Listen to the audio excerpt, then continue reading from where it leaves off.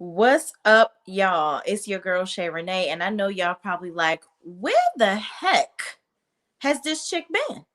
All right, listen, I've been busy at work. I've been being a mama. I've been doing step classes. I've been busy, and there I'm done making excuses now.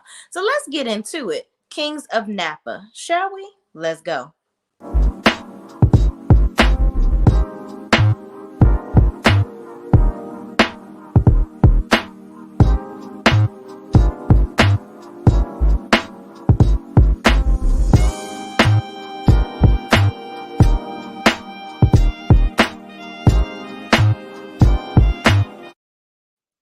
All right, y'all. So I am going to talk about episode 5 and 6. Okay, so episode 5 opens up with August being asleep on the couch, and somebody with cat-like reflexes and dressed in all black like the Omen is standing in front of her. Okay, and then that person is like looking in a book and looking all around her house like some scoundrel. And then we realized she was dreaming, or was she? Because she woke up out in like a daze, and a window was open in her house. So it could have been somebody in her house, and it may not have been somebody in her house.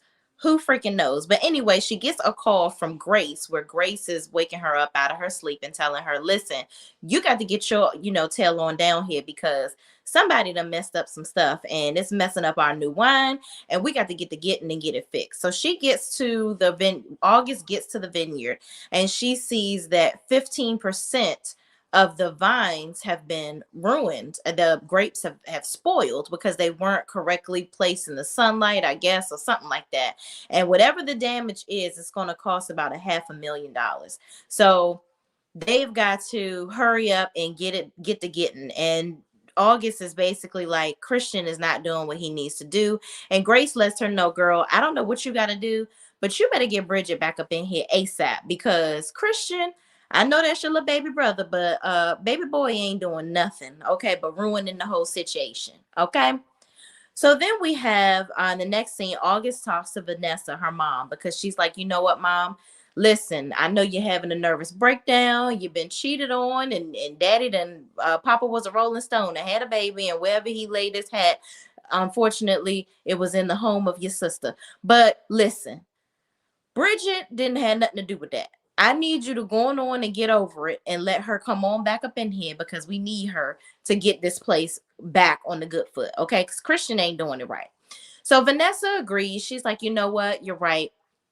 I'm gonna, only for the sake of the business, and I can't blame her for her mom's indiscretions. So yes, I will work with you. And not only am I happy to have her come back, I'll actually help you get her back if you need to. So moving right along, in the next scene, Rose tells Dana that they need to go to the fertility clinic to gather his sperm specimens, because she really wants to have a baby. And she's like, listen, I want to have a baby, man. So come on, we got to do what we got to do. Okay. So he agrees to go ahead and get the getting so that they can go ahead and have a baby. So in the next scene, Bridget tells Melanie she needs to move and give her some space, because she is basically trying to get through all of this stuff with the family.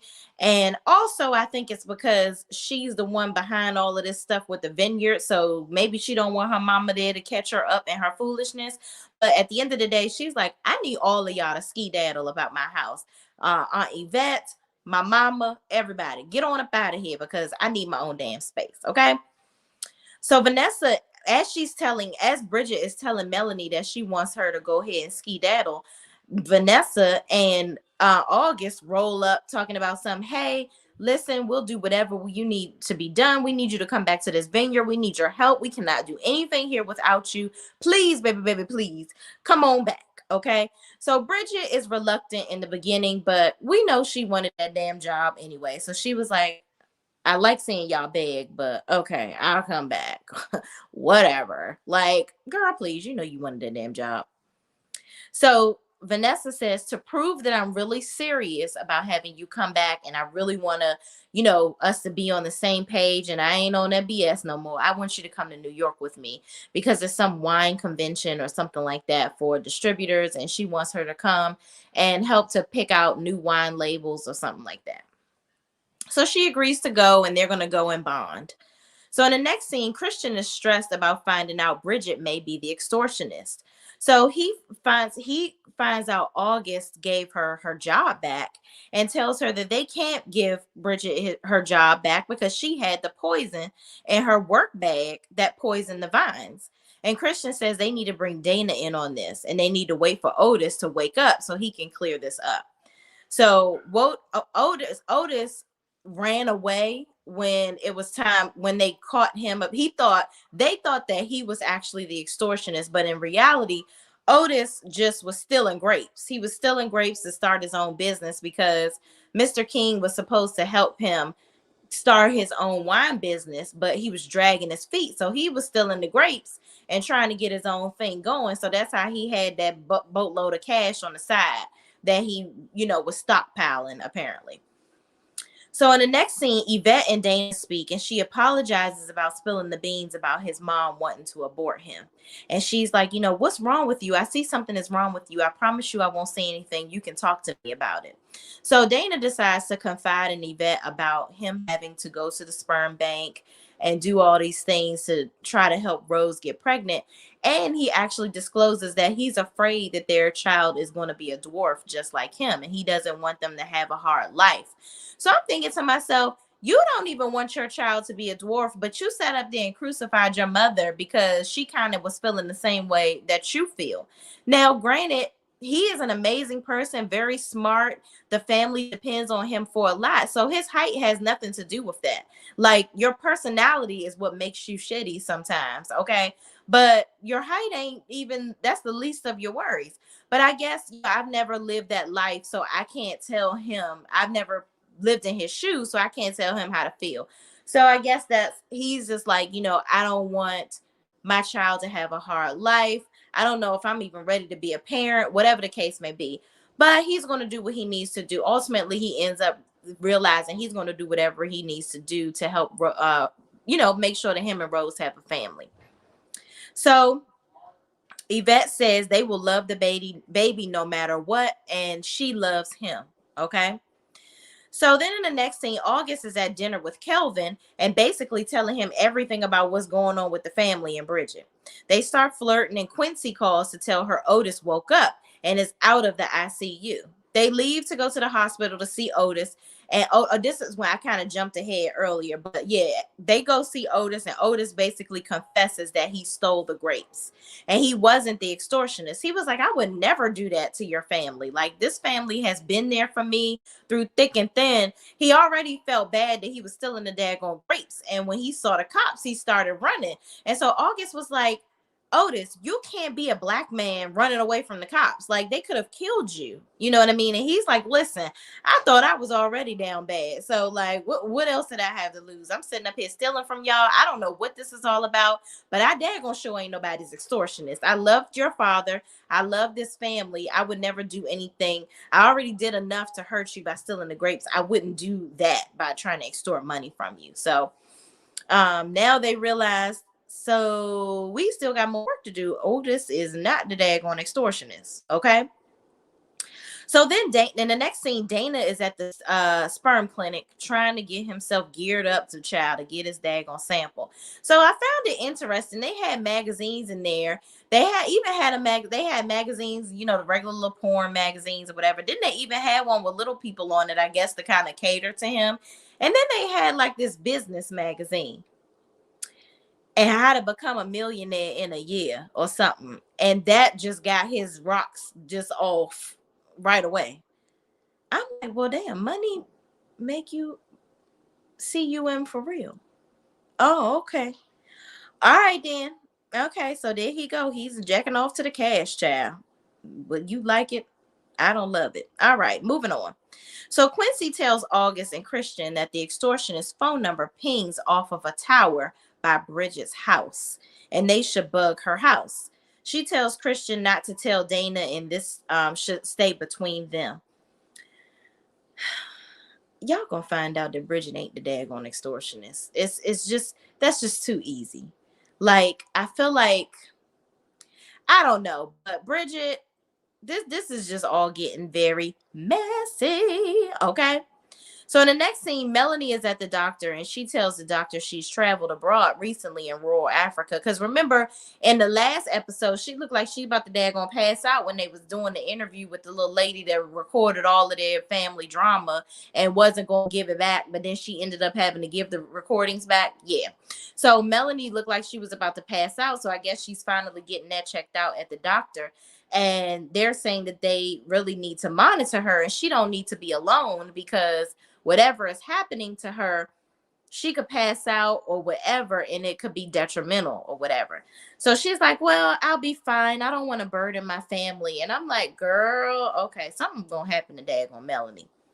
So in the next scene, August was in the midst of a panic attack, thinking about having to bug Bridget's house. So I guess she went ahead and told Quincy to go ahead and put the cameras in Bridget's house, but it's really bothering her that she has to do that because her and Bridget they are like tough tight. And for this stuff to be happening and she's finally feeling like she got her back into the vineyard to do what she wanted to do and they will get back close again. Now she's like, damn, we take 2 steps forward. Now I got to take 4 steps back with her if she finds out I done bugged her daggone house. So she's having a panic attack and she's thinking about a time where Bridget, I guess, was in the middle of painting and she was like, said something to the effect of, I hope I don't never have to show you that side of me, because she was doing some real raggedy, raunchy stuff to somebody. And she was like, I just really hope you never have to see that side of me, August. And I guess she's showing that side now, child, killing the damn vines and shit. So I don't know. Christian walks in the midst of her having the panic attack, and he's like, you know, you haven't had a panic attack since I think she had to do the speech for she was valedictorian or something. I don't know. But he was like, you can't, you gotta calm down. You can't be having attacks over this stuff. And so they sit down and talk, and Dana somehow walks in and brings up Otis stealing grapes. So now he know about the daggone grapes, and they're trying to figure out how the heck he know. And Christian was like, well, I can't keep anything away from him, because Christian ended up telling him. So August says, so then they tell Dana that Bridget is the possible extortionist and that they're, going to go ahead and bug her house. And he agrees. He's like, yeah, well, bug her house, whatever we got to do, because if she's stealing money from us, we need to know. Okay. So August says she'll support taking her down, and Dana agrees. August is surprised he's actually on her side about something, and Christian suggests they hug it out. I'm like, oh Lord, this is a little extra. So anyway, moving right along, Aunt Yvette meets with Mr. Collins. Now, this is supposed to be some guy that is like a real hard nut to crack, literally. Like, they've been trying to get his business for years, and they haven't been able to get his business. And so now Yvette is saying she's going to go and meet with them. She's meeting with him so that she can gain his business for the winery, because he's apparently this well-to-do, huge, like big name distributor that can get their wine into different places that it's not in already. So in the past, he hasn't even entertained giving them any type of opportunity, but now he's open to meeting with Yvette. So he's actually looked her up and said, I looked at you, I know your background. And she was like, oh no, that was old time, talking about sometimes she got arrested, child. He was like, no, not that. I know that you made your business a multi-million-dollar business straight out of the trunk of your car, selling wigs after church or whatever. So he respected her hustle and her grind. And he also admitted that he loves that she's not bougie like the rest of the family. Like, she's a regular round the way chick, but she got a little coin. Okay. So he really appreciated that about her. And they was like having a little old people flirt session going on. And I was like, ew, I don't like that, but whatever. Y'all go ahead. Whatever you got to do, girl. Okay. But if you got to be opening that coochie crack to get some business, child, we can't be doing that. Because if you was selling wigs out the back of the church, that ain't godly. And you opening your legs for business. Okay. But whatever. So anyway, in the next scene, August talks to Kelvin and tells him about having to bug Bridget's house, and possibly, she's mad. She doesn't want her to end up finding the cameras or anything like that. And, this is really bothering her that she's doing that. So as she's talking to him about it, which I'm like, girl, why is you telling him all your business? Because for all you know, he could be the damn extortionist. And you just letting him know every single move that you make. But then as she's talking to him, spilling her guts, she finds cameras in her own daggone house because her own brother was spying on her. So she instantly gets pissed off and she goes and finds Quincy and is like, you forget I'm the one that's freaking paying you. Why the hell would you be bugging my house? And he says, and you forget that you're not the only one that pays me. And then she remembers, so Dana did it. Dana was the one that bugged my damn house. So moving right along, Vanessa takes Bridget to meet her grandmother. So, which is Vanessa and Melanie's mom. She's in a home apparently, and as soon as she sees Bridget, she thinks Bridget is Melanie, and she has these quick flashbacks, I guess, of Melanie being like a horrible child growing up. So apparently, Melanie caused the dad to have a nervous breakdown and die, I guess, and so that made no, he had a brain aneurysm or whatever from stress over dealing with all of Melanie's antics growing up. And after he passed away, the mom had a nervous breakdown. So with that happened, and then the mom ended up being in a home because she was unfit to really, take care of herself or whatever the case may be. And so the mom just really, Melanie really triggers the mom. So I guess seeing Bridget, because apparently Bridget is supposed to look like Melanie, child, which they don't look nothing bit more like than the Man in the Moon. But I guess it's a TV show, child. It's scripted. So anyway, Vanessa tells her about all the things that happened with her grandparents, and then Bridget is like, why does this family have so many lies? I mean, lies. Like, y'all just living a whole daggone lie all y'all life. Y'all lying here, lying there. Y'all always freaking lying. Like, when somebody gonna tell the daggone truth about this family? Y'all got all these secrets and what have you, and trying to be out here looking perfect. Like, what the hell? So Bridget gets upset, but then she feels like, what else are y'all hiding in this family? Okay. So Vanessa, after all of this stuff that she done told Bridget, she's like basically coming up like the Godfather, like, you never go against the family. You need to choose us or your mama. And I'm like, girl, are you kidding me? That's her mama. Like, what? Vanessa, get your life, okay? You already done said the girl is like, you can't blame her for the stuff that her mother did. Now you're gonna tell her to like disown her mother? You tried it. You're doing too much now. So in the next scene, August confronts Quincy about we already talked about her confronting Quincy. So then in the next scene, Bridget comes in the office from New York. They come back, her and Vanessa come back from New York. So she goes in the office. Christian, Aunt Yvette, and August are in the office, right? And Bridget goes over and gets her bag out of the chair. This is the same bag that had daggone stuff in it that was killing the vines, okay? So she takes it with her and says she wants to go to the vines because it helps calm her down. I guess she's still kind of reeling and upset over all the stuff that happened with her meeting her grandmother and finding out all these different things and yet another pile of secrets in this family. So as she's walking out, somebody calls her on the phone or whatever. And mind you, she in there acting like everything all hunky-dory, and Christian looking at her like, yeah, I know what you did in that daggone field. And I know what's in that bag. All right, but I ain't gonna say nothing right now. I ain't gonna bust your bubble right now. We gonna keep the cameras on, and we gonna look a who and see what's going on. So as she's walking out, some man calls her on the phone, and he's like, "Well, why did you quit Sean? Why are you going back to your old job or whatever? That's just messing up your whole plan." And she was like, "No." She was like, "No, it's okay. I got this." So basically, it's like looking like she is the extortionist.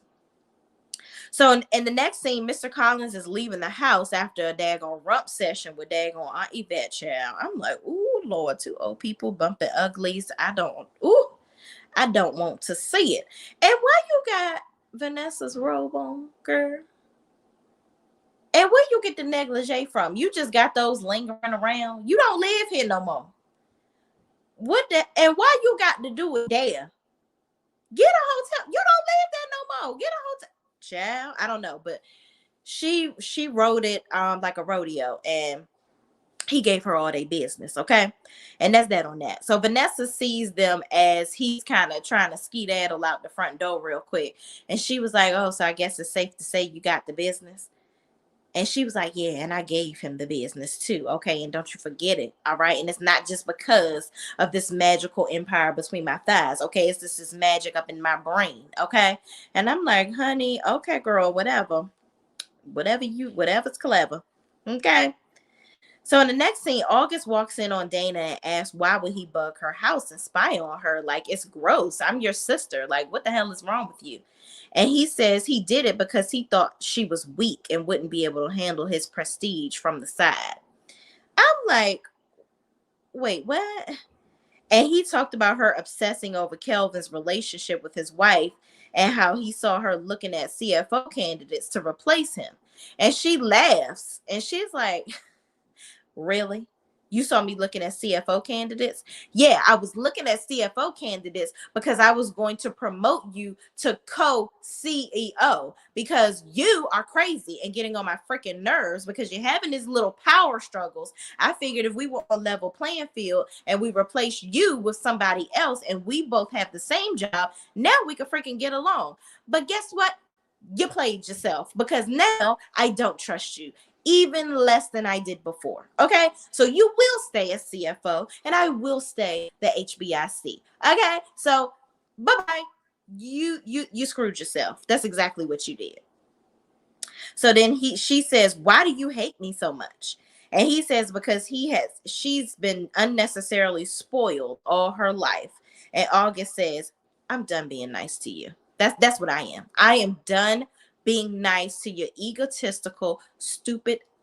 Okay. And then she says, you know what? That's why I'm going to keep an eye on men because I will never let Kelvin screw me over just because I have people like you and dad in my life. Yeah. I got to watch myself around these men. All right.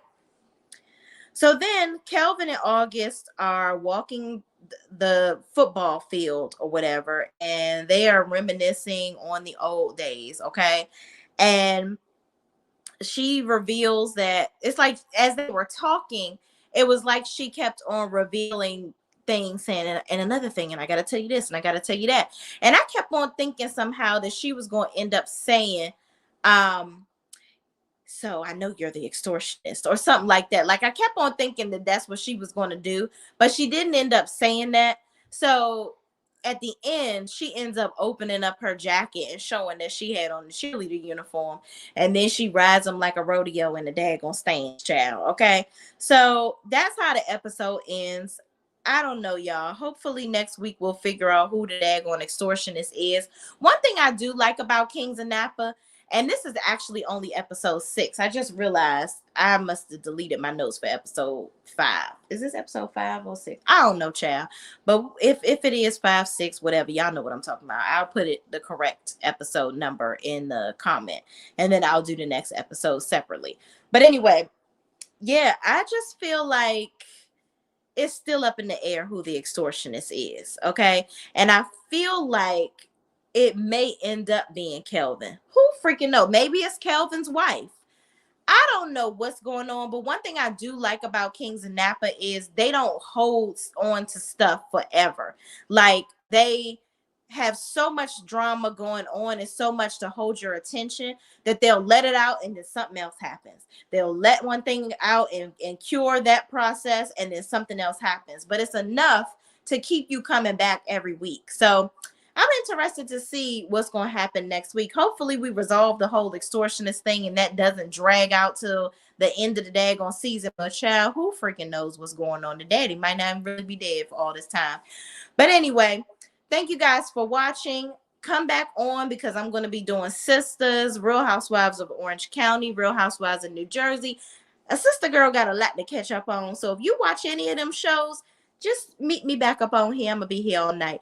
But if you know anybody else that watches Kings of Napa, first, I want you to like, comment, subscribe, and share this video with your friends and family that also watch this show for my review. And I will see you in the next video. Peace out.